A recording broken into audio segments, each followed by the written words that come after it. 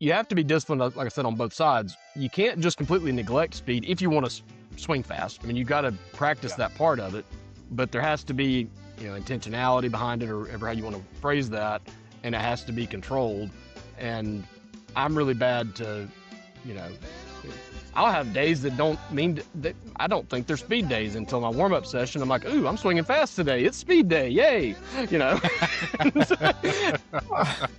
Well, and I'm waiting to watch Alan cancel speed day because I got into it and I wasn't playing good. And I was like, never mind, not speed day today. What about Texas? I don't Thank know. you. I love Texas. No state income tax. That's about the only thing that's cool about it. Yeah. All right, guys. Well, let's get going since we're 15 minutes early to be 20 minutes late. Technical challenges. Welcome to the best golf podcast ever. If you've never been here before, you are in for a real treat, or you're in for something. I don't know. You're in for the best golf podcast ever is what you're in for. Tony Rosselli, PGA teaching professional. Mike Hendricks, TPI certified trainer. I'm Garrett Lill. I just do podcasting and play a bunch of golf, so I'm good at talking and running my mouth.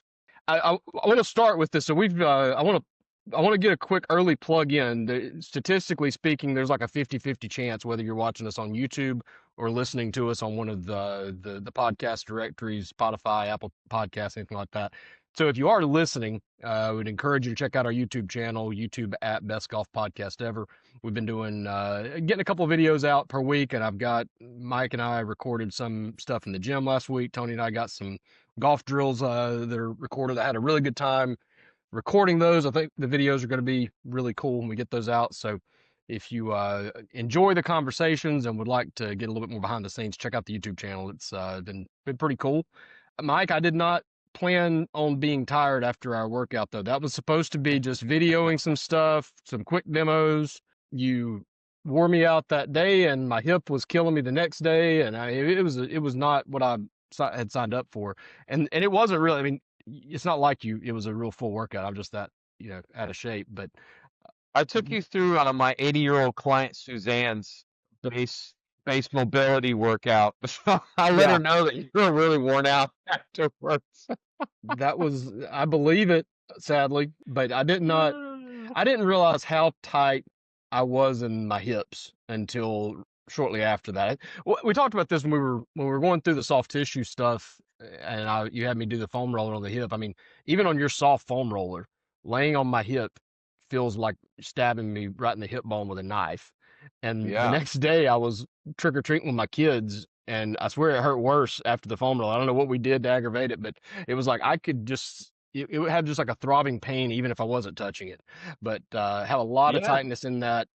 I guess, is that the TFL? It's like it's whatever muscle it is that's like right on the hip bone or just slightly below it. Is that the TFL muscle? Oof. Well, I didn't, you'll have to point to it next time I see you exactly where the discomfort was. But my first thought is, listening to you talk, when you start foam rolling or any type of massage, we're opening up new ranges of motion, okay? And so now you start doing some rotation in the hip, even the basic stuff we did, you're putting your body in a range of motion that it's not used to being. So it's tired, it's probably going to be sore. So I would just say, be mindful of that. So once we do that soft tissue and we open you up to more ranges of motion that you're not used to, that's when, you and I, next time we get together in the gym, we'll do some like isometrics, just holding the contraction in those new ranges. Because the last thing I want to do is get you hurt. But that's my first thought is listening to you is, okay, we've created you some more range of motion. And so you're going to be sore. I'm not surprised. Hopefully it's creating some more range of motion, but it's definitely helping me to identify some. Well, I am officially, by the way, Tony, I am 100% fully immersed in a total technical rabbit hole at this point. The whole spine thing that we got into last time, that took me through the rest of pretty much last week, testing every single possible combination of ways I could bend my spine, and not a single one of them would solve all of my problems. If I did a little bit too much of this, it would fix this problem but cause that problem. Fix that problem, I'd make this problem worse. And I finally, I think, arrived at the fact that I was not, it was my pelvis really that is a more core root of the issue. I didn't realize, I guess, that I pretty much stick my butt out the whole swing. I don't ever really tuck my pelvis. So I've been trying to work on getting that in a better position. But your pelvis touches, it's the literal center of your swing. So when you start changing things with your pelvis, now it's going to that's going to change, all things being equal, what your legs do, what your torso does, what your shoulders do. So I'm officially in a complete rabbit hole with that. And then when you combine that with the stuff at the gym, it's like, well, some of this stuff is probably because my hips are a little bit tight. So I'm trying to work that out. Thank God it's wintertime and I'm not playing anything important right now. We talked about this, wintertime's time to make big changes. So if you're going to get into a rabbit hole, I guess now's as good a time as any. But There you go. I didn't mean to, and I knew I was going to, and I was trying my best to guard against it, and I still ended up in the middle of one. I don't know. I don't think either of y'all could have seen that coming, but it was a shocker for me. Never. I think we all saw it coming. No, I mean, I'm usually so put as together. soon as Garrett starts saying, oh, I saw this athletic motion golf video, and then I saw this athletic motion golf video, and I'm like, these are highly technical videos. We're I know gonna get athletic there. motion golf. I'm We're like, gonna get to them. Yeah. here we Yeah, go. Here we go. Well, he Great started- stuff. Yeah, I mean, you group texted us about like how does the bicep come into play, and I'm like, No, oh, no. boy. You're not reading my text things. It was not that. There was, and man, I am gonna quit texting you on Fridays when you're unfiltered, man. You're He's raw, mean. man. He's mean. He was just straight mean. I thought it was a fair question, So here's what prompted that text. So I've said I'd like to talk on the next show about which muscles are, and I don't even know what the technical word would be, but some of your muscles, if you are going to work almost directly opposite of one another. If you flex your bicep, you have to stretch your tricep. That's the only way to do it, and vice versa. Mhm. Then there are other muscles that are 100% not related whatsoever. What I do with my right wrist has nothing to do with my left quadricep or whatever. Like they're completely independent of each other. But then in the middle, that's what I really wanted to focus on here, is because when you tell me if I try to extend my hips, I usually don't extend my hips, I extend my back instead. And if I try to flex my spine, all I end up really doing is sticking my butt out or doing something. So those two things, for a little bit, I was kind of just testing myself in the living room here. Like, can I go into C posture or flex my glutes or extend my hips, whatever you want to call that, and bend my spine independent of that? And I can tuck my pelvis up underneath my spine and bend my spine back, or bend it forward. I can bend it left and right. It doesn't necessarily have anything to do with what I'm doing with my hips, but for whatever reason, when I try to do something with my hips, it affects my spine. So there are some groups of muscles that I would imagine you've got to really pay close attention to. And like Tony, when you're working with somebody and you tell them to get into this position, and you might be intending for them to use one muscle to do that, but they use the wrong muscle, or they're using the wrong body part or the wrong muscle to create that feeling. What are some, is this a just me thing, or are there other people that use one muscle intending to use a different one? Every time y'all get quiet, it's like, it really is just me. It really is just a me thing. I'm just trying to understand the concept of the question first before I try to answer it. Is there a question anywhere in there? Is there a question anywhere there? All right, let's look at it this way. Okay, if one of the problems that I have in my swing is that I am way too upright at impact. My shoulders are too high. My spine is straight up and down. It's not, kind of arched over the ball at all. That could be a side bend thing. It could be an arching of the back thing. It can be a hips thing. There's a lot of different.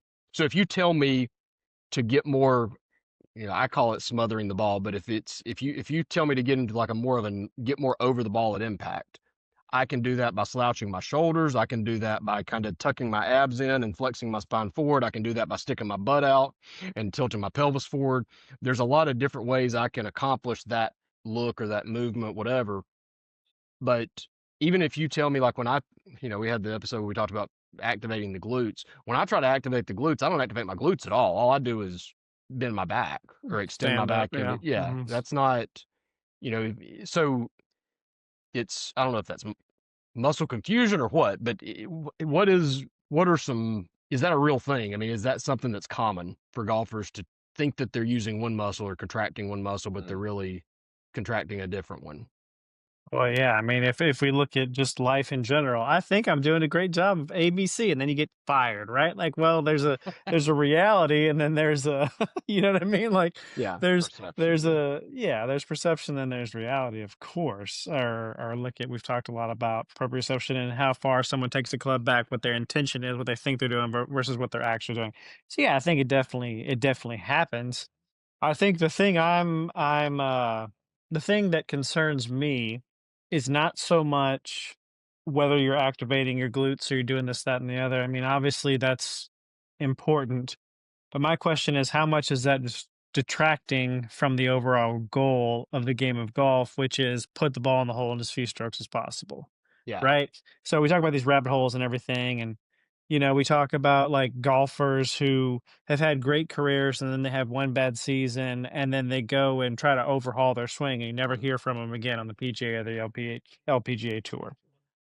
So I empathize with Garrett because I've been where he is. Mine was a slightly different impetus, or mine was a slightly different intentionality behind it. I went down all these rabbit holes because I wanted to understand from a myriad of different perspectives how and why people move the way they move with a golf club in their hand. And so I studied a lot of different, I mean, obviously all the way from Ben Hogan to the golfing machine to Mo Norman to Mike Austin to, stack and tilt to everything. Like I looked into everything, 10, 15 years ago, just because I have that scientific brain, right? I love knowledge and I love understanding stuff. I want to really figure it out. But at the end of the day, the reason I can do so many different golf swings is because I studied so many different golf swings. But does that mean my handicap's going to improve? No, right? Like it doesn't mean I'm going to play the actual game better. Do you understand what I'm saying?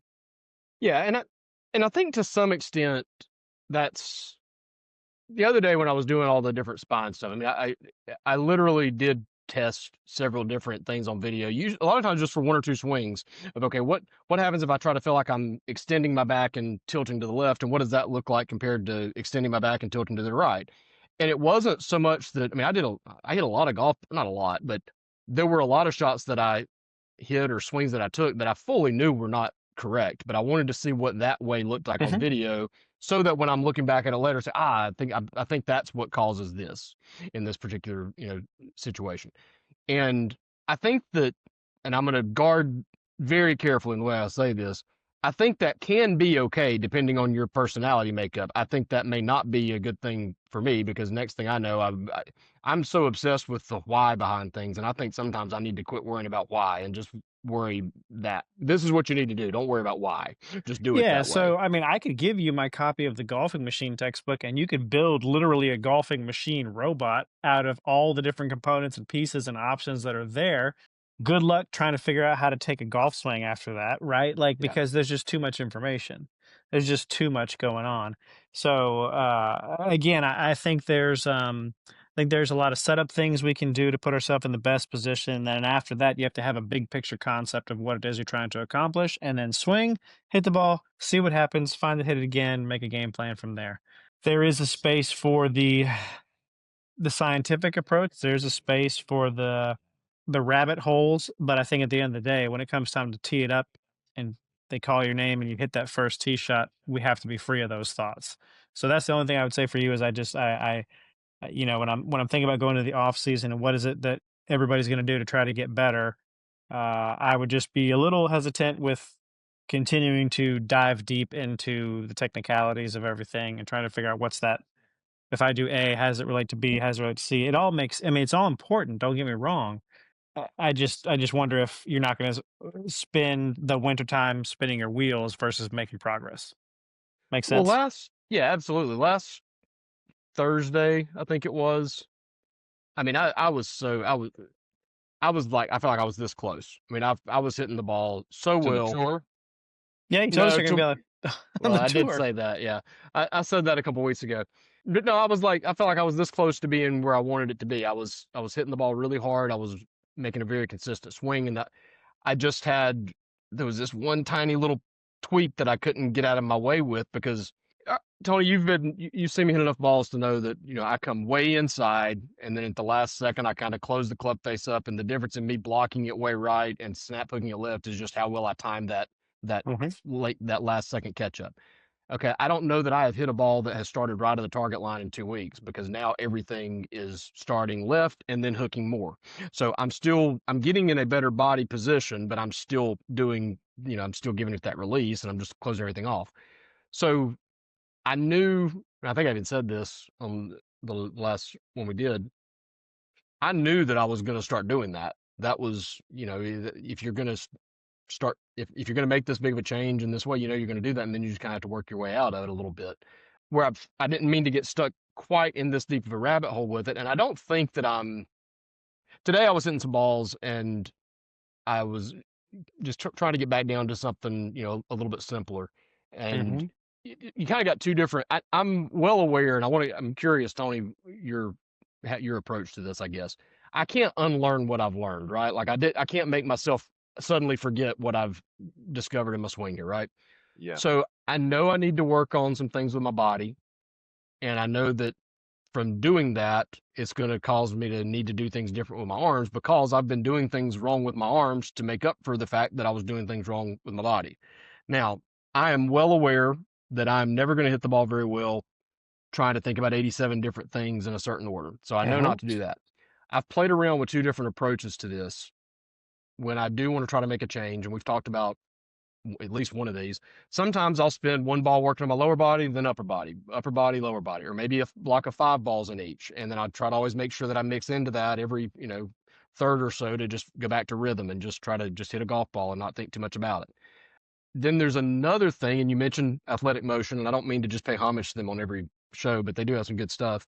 They used a term the other day that I want to steal. They were talking about a guy who was having a hard time rotating, similar type problems to what I have, and they were saying one of the reasons he's not rotating is because he doesn't have a need to rotate. If he does rotate, he's going to hit terrible shots if he can even make contact with the ball.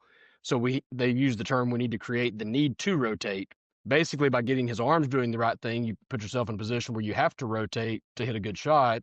And I've experienced that before. And so the opposite extreme of it is, okay, what if I just said, okay, I'm going to fully commit to doing what I need to do with my arms, and I'm going to hit it off the planet lift until I figure out how to get my body out of the way. Or I'm going to fully commit to doing what I need to do with my body, and fully commit to hitting, whatever that miss looks like, until my arms get in the right position. Because your athleticism is going to kick in at some point, right?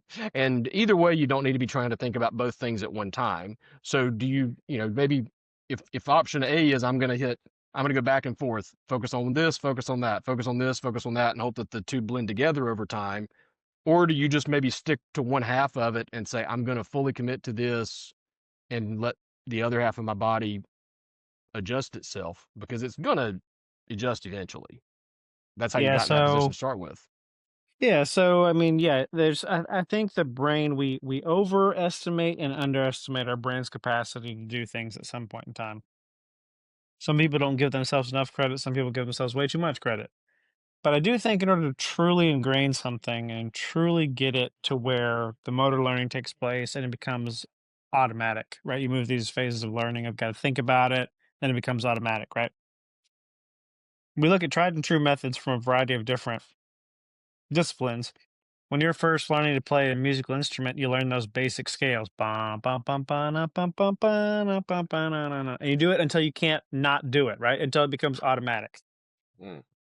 So for you, I think that the challenge for you is you want to fix it all right away.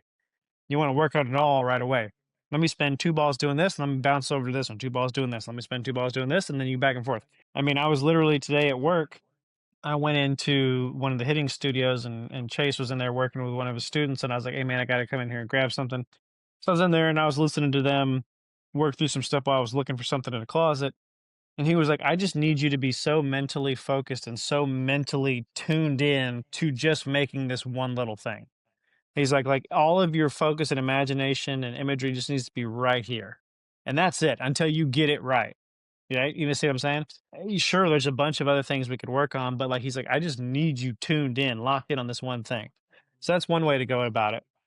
Another way to go about it is to say, what idea, what big picture concept can I use? Can I focus on that I create in my head that gets me to where the most of what I want to happen happens, right? So again, I think for you, you just got to figure out what is that picture in your brain, what is that cue and it's not a magic bullet, but what is that one thing that when I say I intend to do this, hands high over my lead shoulder in the finish, and when I film it and I look at it, it solves most of what I intend to happen, right? Yeah. Because again, I guarantee you when those pros are up there hitting that tee shot on 17 at Sawgrass or whatever, they're not thinking about I spent 2 balls doing this and 2 balls doing this. They're saying that's my target, that's the shot I want to hit. They rehearse the move that gets them there, and then they walk into and hit it, right? Yeah. So I do think there are big picture concepts we can, and it's dependent on each individual person, each individual golfer, what works best for them as far as the idea, the concept in their brain that produces the result they want. Okay. So you just got to figure out what it is for you that gets all the stuff you've learned. How do we distill it down to the thing that gets you to produce what you want? Well, I think that's kind of I get what you're Good stuff. saying on that, and that's a very personalized to each individual's. I'm not sure that if I gave my explanation of what that feels like to me, it would make any sense to y'all, right, or anybody else. It's just the way my mind processes that. The two things right now that I've noticed: number one, that arching my back in my setup and sticking my butt out, that's a big problem, and that's something that's causing, I think, a lot of it. And the good thing about that is it's a pre-shot setup thing. That's Mhm. not something I have to think about. It's just get in a good position to start with. That's something I can practice. I'm doing that a lot right now, just standing in front of a mirror at the house and looking at my posture. As far Are you as you're saying you're staying in a mirror and looking at your butt? Is that Mm. basically what you just said? Hmm. lower back, but yes. Um, Ah, I mean, I've gotten so Well, technical there is a into this tie-in thing. between the upper glute and the low back, so it's all technically right there. Yeah, yeah. do you like what you see? Are you liking what you're seeing right now, Garrett? It's hard to tell if my posture's any good or not because my belly's so big it's getting in the way. Ah, Oh, you got to So get him some better fitting clothes too, so you can actually see what's going on there. He's got to get that's out of this why baggy stuff. you gotta that's start why I wear tucking it baggy in. stuff. That's right. That's why I wear the baggy stuff so that you can't see what's going on.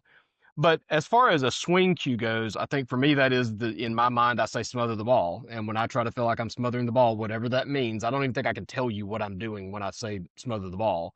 In fact, there was a video. I don't even know if I ever released this video, but there was a video where I was talking about that and saying smother the ball, and I actually looked at the camera and was like, Tony, when you watch this, I want you to look at this and tell me what the heck I'm doing when I say smother the ball, because I hit the ball great when I do this, but I don't know if that's something I need to do or not. But that concept for me gets me, it just checks those boxes I'm looking for. But I also usually hit it 80 miles lift when I try to smother the ball. If I don't really concentrate on doing something different and a weird one for me is and this is pretty elementary, but I know that swinging left helps to fight a hook, right? But in my mind, I don't want to swing more left. And that's part of my problem is that I get to that about, I don't know, delivery or whatever. I'm not thinking about it. But when I get to that certain point in the swing, I'm just like, I just freeze all my rotation because I'm trying not to snap it left. And in doing so, I increase my chance of hitting it left. So anyway, I get what you're saying with that, and I think that's what I'm trying to find. What is that one thing that catches most of what I'm working on, and then let the body kind of adjust the rest of the stuff out of it. Well, you got to swing Shane, free, right? You got to swing yeah, free. Like you can't have these blocks in your head of, well, don't do this, right? Like because you're saying like, I know if I swing more left, that fights the hook, but I still don't want to, right? So that then you're yeah, not really truly committed or free. You're not yeah, truly committed to it. There's still a mental block there. yeah. Well, it's funny too because one of my saving graces probably is that even though it's winter, simulator golf doesn't have winter, right? So we're in the middle of winter league or fall league right now. So I still have to turn that off long enough to play 9 holes at least once a week. So I'm still having to make sure I don't get so far down that rabbit hole that I can't hit a decent golf shot. Well, I was going to Um, ask about that. How are you doing with those weekly leagues? I haven't been getting any updates. yeah, so two I've won 2 out of 5. In a dogfight for first overall right now. Somebody popped up we played a course last week. It was called Course of the Dead. It was like a Halloween themed haunted hmm, house style. I mean, That's absolutely fun. hell on earth. No, it was not at all. I mean, it was like all they were missing was the freaking windmill in the clown's mouth. And but I mean, it was like I don't know how long it was. It was like the longest hole was it was a 410-yard par 5 on it. So I mean, it was Mhm. ridiculously short, but it was also really tight. You had all kinds of goofy stuff. But I think I finished third in that. So I'm hanging right in there. But we have a fun course this week. I don't know. I think the scores are probably gonna be pretty low though. So I've not played my round yet, but I'm expecting you probably need to shoot 31 or 2 to win this week. So I'm trying to make sure I'm. I just hear Go ahead. you just came out of your mouth. I got to play to win. And so you're talking about working on your swing and focusing on this one thing, and then you're saying, but I got to win. And so it's picking, obviously, we're competitive, we want to win, but like Tony has said at different times, being process oriented. And I think the more you can commit to figuring out if you're just going to play that I'm here to win, then you gotta put all that other stuff on the back burner.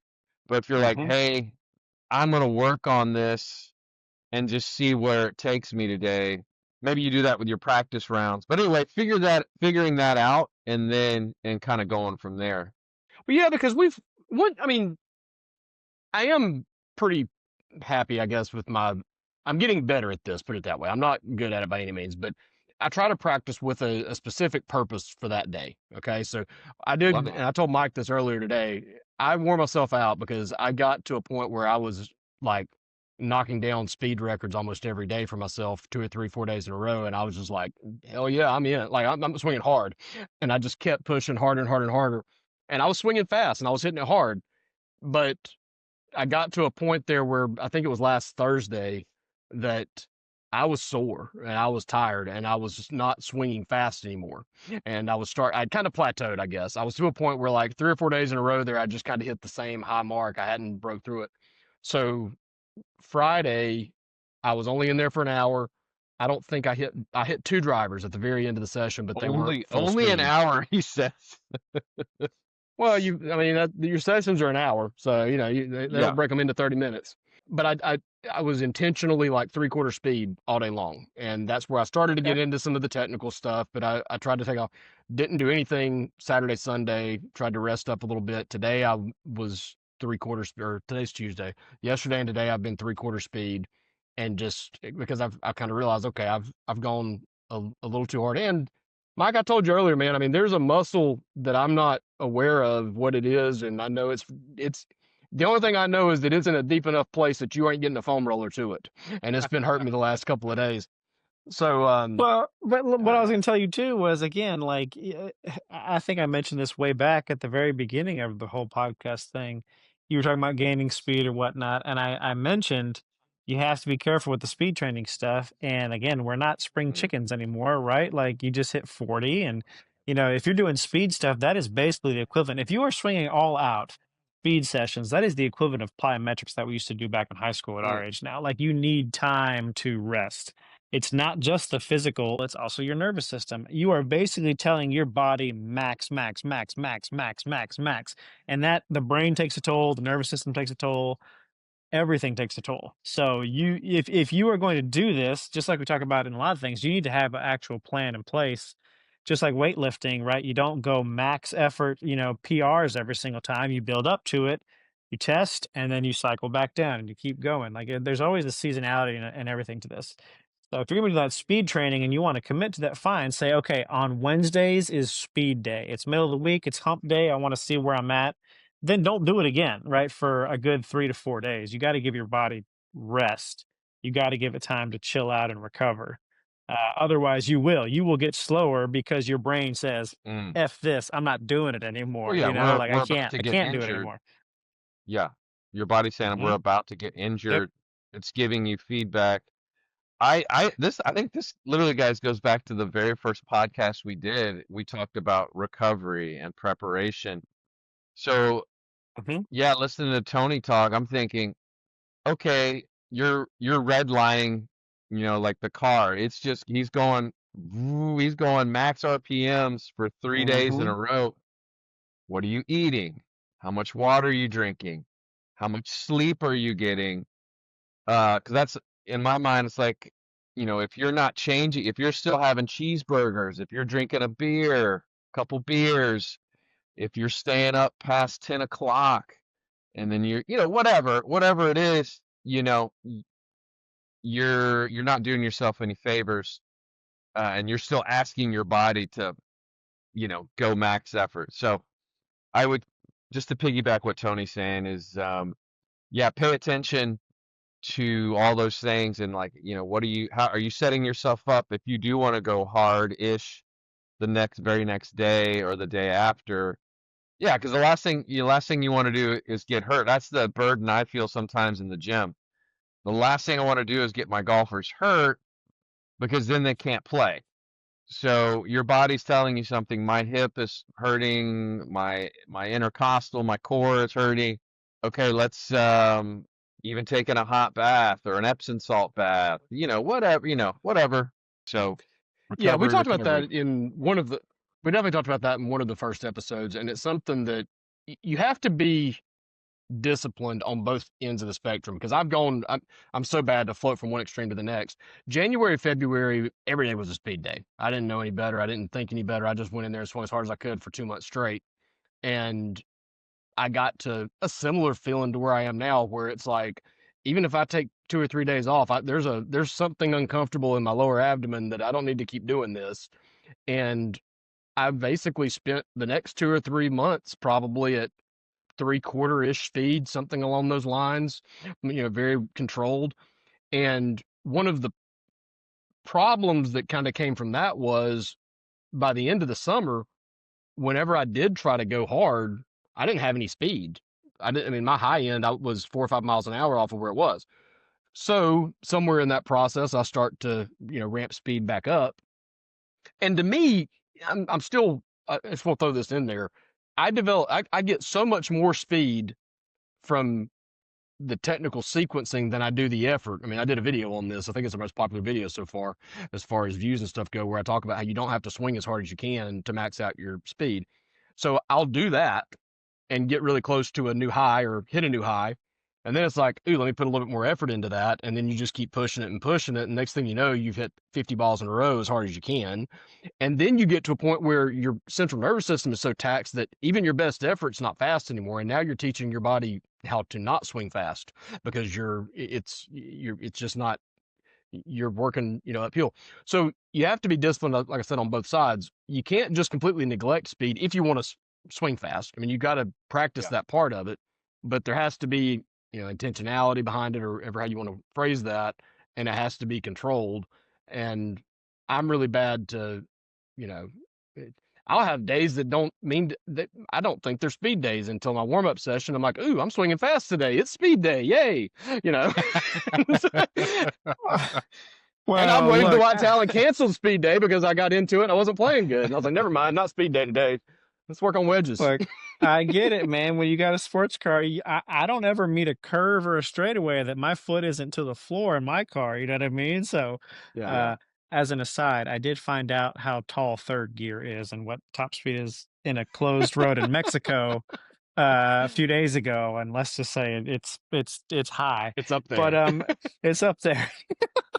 Yeah, but same thing with a car, right? Again, like once the engine's overheated, it's not going to get its full potential and its power. So again, it's all part of the process. And I think Garrett, what you need to do, and I've mentioned this before, is you just need to literally either I'll write it for you, but you got to do it. But you literally need a disciplined, structured practice routine.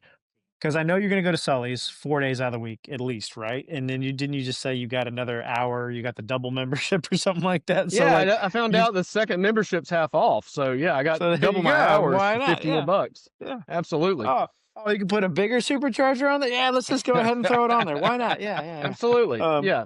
But Because I but tell I think you myself that need gives me, see, in my mind, I'm saying, okay, now I'll still do my speed hour, but then I'll have an extra hour for wedges. But what happens in right. reality is I end up with 2 hours of speed training instead Yeah. of just Yeah, one. yeah. Yeah, Um, so but I think what you do, this you need structure. You need practice, dedicate you've got the guardrails. This is time, some you've got guardrails. the yeah, yeah. You've got the time, you've got the access with Sully's and everything like that. Like the access and time are huge detractors to most people's improvement, right? They don't have the facilities to practice that and they don't have the time. You've got both. So I think what you need to do is you need to work on the discipline side of things to say, this is what I'm allowed to do during this time. Tony said, Mike said, I'm not allowed to do anything else. And then you reward yourself for accomplishing staying within the boundaries that have been set for you. And like I said, we can come up with all kinds of games. I just taught my level 3 teaching coaching class some more games to play today to assess skill progression and baseline and progression over time. I think you need things that will help you to focus your time and your energy versus just max out effort or see how far I can hit a 7 iron or too deep into technique work. And I will do you ask me and I will give you something. I will literally write you a plan, give you some games, and I just want you to do nothing but these games and focus on this for like the next 2 or 3 weeks. But you got to do it. At the end of the day, you got to practice and you got to promise, or you got to hold yourself accountable to it. Does that make sense? Yeah, I and see it's him funny grinning up to, there. He's like, it ain't gonna yeah. happen.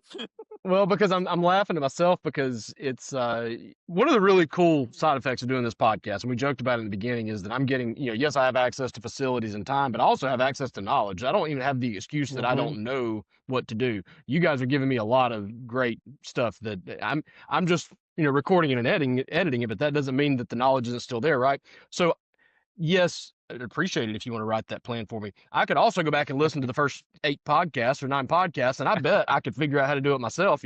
There's no excuse.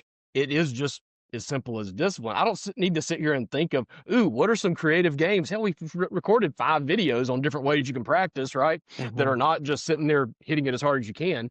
But it's funny, Mike and I did the stuff in the gym last week, and I was like, boy, it would be really, stupid and lazy of me to not be doing these stretches and these routines on a regular basis. So I have been doing the foam roller, especially on my hips, especially. But I've been focusing more on the hips with the foam roller, and then also going through the open book, closed book, and the other two that we did for Yeah. separation. And one sort of piggyback question for both of you guys on this. Now that I don't think I knew the difference between internal and external rotation of your hips until the last little bit as we've done some of these videos. I have figured out that's part of the pelvis stuff that I've figured out, is that I don't know that I've ever internally rotated my hips. I've always externally rotated both directions, I think.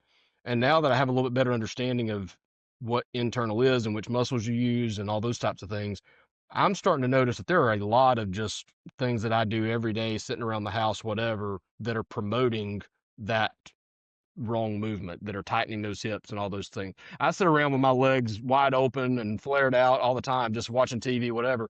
And now that I'm noticing that stuff, I'm picking up. I'm literally, as I'm sitting here talking to you guys, you can't see it, but I've got my knees together and my feet kind of like wrapped around my chair from the outside. So I've got my legs internally rotated. I'm even trying to Love it. change the way I sleep at night, like the positions that I get in, because I tend to curl up in the fetal position. Are some of those just because you've talked about the things that we do sitting at a desk and all these things that make us tight? So can't we reverse that to some extent if we know what we're doing and try to stretch without stretching in a way, or at least make That's sure we're such a not going the great. wrong direction? Yeah, I have these conversations all the time. You got people that sit all day, and then the first thing they come to the gym is they sit on a bike. You know, or they're sitting all day, and then they sleep in the fetal position. So they're constantly in this kind of seated position, whether they're whatever they do. So you're reinforcing those movement patterns. I wanted before it escapes my mind here, I wanted to piggyback a little bit of our discussion about power, and what Tony was saying. When I do power stuff in the gym, maybe I have guys, rotating right to left, and I'm having them move quick, and they'll immediately want to flip around and start moving quickly the other way. And I'm like, hey, let's pause, let's recover, because when you're taking, you're working on your speed and your power, and you're taking a massive hack as fast as you can, and then you grab a ball and you stick it back on the tee, and then 5 seconds later, whack. And I think I would challenge you, that has its value, right? Just hit ball after ball after ball. But figure out a way on some of your speed power days is to put the ball down, take your best swing, whatever it is, but then also take 30 seconds to 2 minutes and let your body recoup, and also your mind. 'Cause you hit a ball, then you got to go chase it, right? That takes time, and then you Mhm. got to whack it again. So I would just want to challenge you when Tony's putting something together for you. And when you're working on those speed power days, and Tony knows this by powerlifting in the gym, you don't just power lift your max deadlift or your max chest, put it back on the rack, and then immediately do it again as many as you can. You have to recover. So that's my Dude, PSA. yeah, when I was absolutely, yeah, when I was powerlift training, I mean, my rest between sets was sometimes 3 minutes. You know, Yep. like you're literally because that's how taxing each rep is. It's not like you're Tony Orton P90X where it's just go, go, go, go, go. No, it's a different animal, right? Because you're at max. You're just yeah, it's a different animal, 100%. Well, yeah, and that's an easy thing not to not think about, I guess, when you're because hitting a golf ball hard doesn't feel like the same as, maxing out a bench press, right? It feels like I can do it again, and a lot of times I can get by. It's not like I have there's a point where I can say, okay, bam, now I've maxed out and I can't, I need to start slowing down. A lot of times it's, oh, I didn't swing that one as well because I didn't get in the right position, or I just didn't make as good a contact, or I was a little bit off balance, or my rhythm was off. But then you finally get one that, like, yeah, I caught that. That's as good as I can swing a golf club, and it's 2 miles an hour slower than it was 20 balls ago. That's when you know, okay, I think we're done here.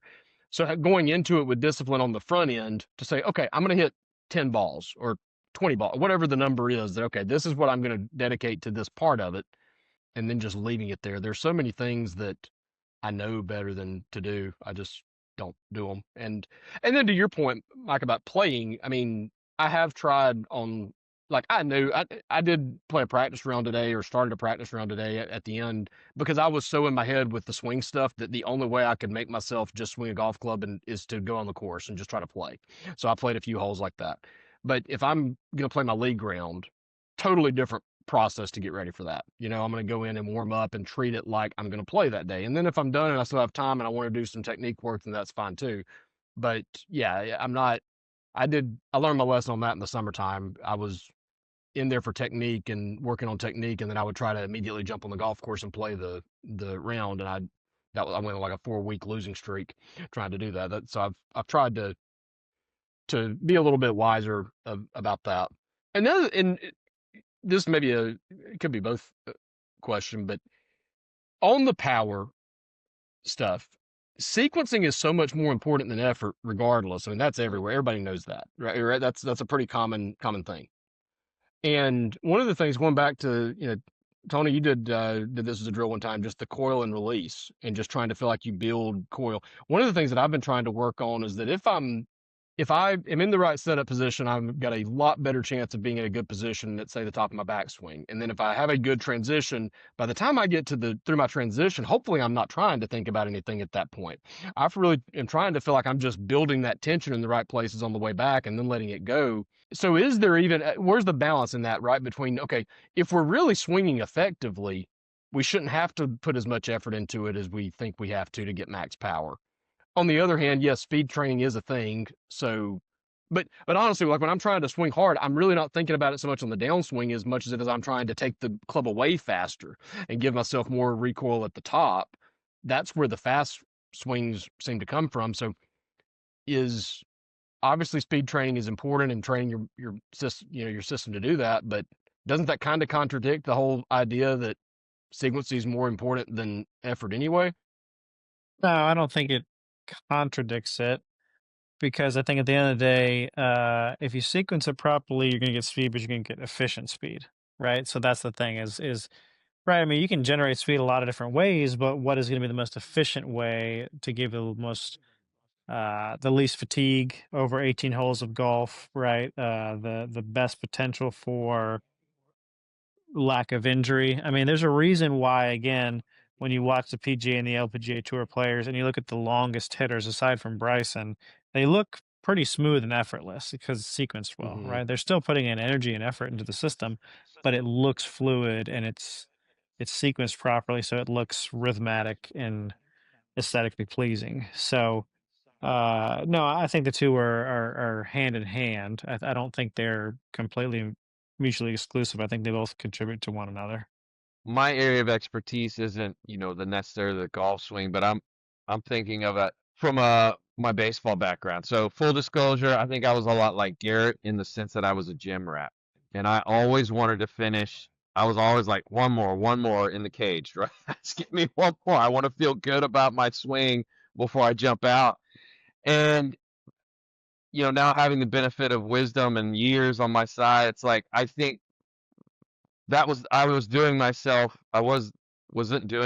any favors, and because life doesn't work that way. Playing golf doesn't work that way. You can't always end on a good swing. I can't always end my at Right. bat on a good swing. I don't get do-overs in the batter's box. You don't get do-overs once the ball leaves the club. And I think a neat challenge for Garrett or the listeners is like you said earlier, Garrett. I think you got 10 swings to get it right. And regardless if that 10th swing, whatever it is you're working on, whether it's your driver or your 7-iron, you got to move on. And I think mentally it's tough, but I think that's where I like to coach guys up is that's doing the hard work, is mentally moving on. Because if you don't, if you like, I just got to keep going until I end on a good one, you're never going to get to those other irons. You're never going to get to your short game. You're never going to get to the putting. And everybody taught, you know, the chipping and the putting, right? That's where. And so anyway, that is something that I wanted to share with you, Garrett. Is like I feel you on different levels, and I was the guy that was always in the cage, and when I started coaching, I was always like, stay in there, let's 10 more, and like Yeah. get out. You just got to get out. Next guy, and we'll circle back to it later. Tony, have you had a chance to play any? We've not gotten an update on your game in the last little bit here. Have you been able to get out at Oh all or practice yeah. at all? No real practice. I did play in the Tournament of Champions this weekend. I had gotten sick right before. I'm still recovering, so I didn't really play too well. Mentally, I wasn't really in it. And it was kind of like a FedEx Cup thing where really only a certain amount of people had a chance to win the overall, and it was Stableford net. So, Oh wow. like I we can't had even some. begin to process what that Oh means. God, yeah. So basically, like, take for example, you got someone who's getting 10 strokes, and then they have 3 birdies on their own and 4 par net Oh my birdies. gosh. Like they're already getting a crap ton of points, and you're just like, you got no strokes, and you're just like, well, I just hope to make if you make 2 birdies on a round, normally that's a good day. 3 birdies on a round's a great day, right? So it's just something for fun to play in, but I wasn't really in it from Mm. a physical sick standpoint and brain fog, but it was fine. It was whatever. So no, I haven't really been playing much, practicing much. I am going to get to go play Tot Hill Farm. I've never played that one. I'm going to go play that one on November 20th. I'm taking my students, 5 of my students, to go play in the PGA University Championship next week, Nice. and just up Cool. north of Atlanta. I probably won't get to take my sticks, and it's going to be cold, but that'll be fun. Every year I get to do that, put on my coaching cap with them, and have a team and a squad, and so it'll be That's so fun. awesome. But no, I haven't really been. Yeah, I haven't really been getting to play much. It's just busy season right now with work and everything. I absolutely cannot wait to talk about Tot Hill Farm when you get back from there. Have So you played it? we have to have. I've played it twice. The first time I played it, I swore I would never play it again. And then a couple of months or a year later, I got a call one day. The guy's like, "We're going to play golf tomorrow at Tot Hill Farms. You want to go?" And I was like, "No." And he said, "It's only $25. You have to." I was like, "No, I'm not going." I swore I was never going back, and he talked me into it. And I went down there that time, and I swore I would never go back again, and I have not been back again. And I absolutely despise that golf course uh, in every way, shape, or form. Shots It's the real fired. life. It's the real life version of the Death of Canyon, whatever that Death of the Skull golf course was we played for Halloween. It's the real life version of it. There was one great. So there was. I'll tell you. I think I was 1 under through 12, maybe. And number 13 was a par 3, like maybe 125 yards. But the green is shaped like a spiral staircase. It's in the shape of a C, and each level it's like a huge steep slope to the next level. And I think the pin was on the bottom level, so you cannot go long because Hmm. you're never going to stop it on these slopes. But so I err a little bit on the short side, and I don't know. I tried to hit a 120-yard shot or whatever, and it probably landed 5, 6 feet short of the green. Shouldn't be a problem, except there's a gigantic boulder 6 feet short of the green that it hits that kicks it 80 yards left up into the crap. I end up in like an unplayable, or should have been unplayable, but I didn't think it was unplayable and tried to play it and ended up making triple bogey. The next hole, I had a 4-foot putt for par on a pretty simple little, one ball out, maybe two balls out right type of putt. Leave it just barely below the hole and have about 20 feet coming back for bogey. And then I think the third, maybe that was, so that's 13, 14. I think 15, it was a par 5, and I hit a 3-wood into a boulder that kicked it out of bounds or something like that. So I think I shot 83, 1 under through 12. I shot 83. Hate that golf course, but good luck to you. I hope you enjoy it. Thank you. Appreciate it. I hear it's like 3 unique nines. Each 9 feels completely different from the previous one or something like that. So, And I don't know, they flip-flopped them a couple of times, so I don't know when I played it which is which. So that hole that I'm talking about might be, that par 3 might be number 4 or 3 or 4, something like that. I know there's a par 5 that's either like, it's late on one of the 9s. So for me, it was like 7 or 8. But it's another one of these funky green complexes where I hit the ball middle of the green. It's got a huge slope down to the bottom and then a false front. Okay. So I barely tap it, and it gets to the top of that first slope, rolls all the way off the false front, 50 yards down the fairway. And I've got a full sand or full lob wedge back in from a putt. I mean, it's weird stuff I've never had happen. So well, sounds fun. I can't wait to hear how that goes. I'm like, stay below the hole. Course. Yeah, stay below the hole. Yeah, stay below the hole. It is designed by so you like Tobacco Road, though. I've always heard Mike similar things about Tobacco Road. Yeah. Tobacco Road's not quite like that. Yeah, I've always heard that it was, but Tahoe Farm is, I think, a little bit more extreme. It's called a little bit more exotic. Yeah, there you go. A little more extreme, I think. So I'll be curious to hear how that goes. Well, yeah, I'm looking at it as an experience, right? I'm excited to go enjoy the opportunity to experience all the things you just talked about, right? Just what is it going to be like, and have fun with it. Yeah. Well, I think that's something to, there's something to, like the round that I tried to play, trying to keep the ball under 50 feet or whatever. I think that was the day that I ended up finding the smother it thing. So sometimes you just, getting out of the box and doing some different things is a cool thing. So I can't wait to hear what you think of the golf course. So we've kind of put our matches on hold for the winter. We've got to get out and play sometime. If we ever get some this weather. month is, we didn't do much in October, did we? I don't think so. Did we do anything in October? I haven't played. I've not been on a real golf course since me and you played at Eagle Ridge. I think that's the last time I played. Yeah, let's get together and try to figure something out. Yeah, I think we missed the entire month of October. I think stuff just got crazy, and I don't think we played. So, yeah. Mike, you got anything to add? I got to get the kids here in a little bit, so we'll kind of wrap it up here in a second. You got anything to close us out? Shout out to Canada's own Bryan Adams. I'm going to go see him and Pat Benatar tomorrow. I'm going to go to a concert and relive my my childhood, the singer? 80s and 90s. Yeah. I was in a AT&T store yesterday. I think the girl that was helping me, she was like early 30s or late 20s, and I said, I'm gonna go see Bryan Adams, and she looked at me like, I think I've heard of him, but yeah, so I'm looking forward to that. I'm gonna go see Bryan Adams, and that is a throwback. That is just I barely remember him, but I do remember him. Oh my gosh, I forget. I got 10 years on you guys.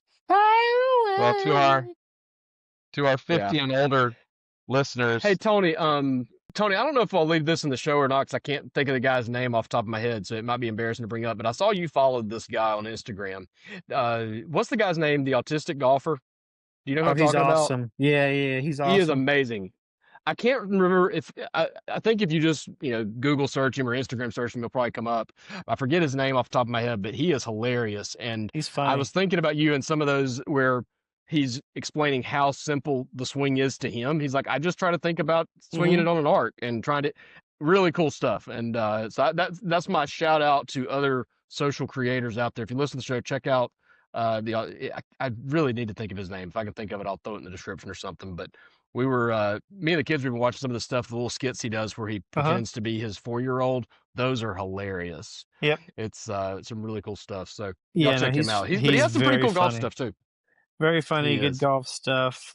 His one-liners and his internal monologue or commentary is Mhm. so funny. Yep. Yeah. And he's kind of a mix. If you go through and watch a lot of his stuff, and he's got some serious stuff in there too. He's a really big, advocate for autism in general, and just Mhm. and talks a lot about his experience as a kid. So probably not the best one to watch with the kids. A lot of the videos probably aren't, but anyway, I enjoyed watching a lot of his stuff. But he's hilarious and heck of a golfer. I want to know how many times it took him to hit the hole-in-one on the 300-yard par 5 or 300-yard par 4. If you've seen Yeah. that video, because that had to take a few takes. But Yeah. anyway, good stuff. All right, fellas, enjoyed it. If you've listened to the show this long, we appreciate your time listening. Subscribe to YouTube, like the video, all that good stuff that I forgot to say earlier. If you're listening, please go check us out on YouTube. We're a lot cooler there. Mike's a lot more handsome in Ooh. on video than he is by I just can't wait to see audio. myself on video. And you'll get to see Tony's dog. See you guys. Enjoy it. Yeah.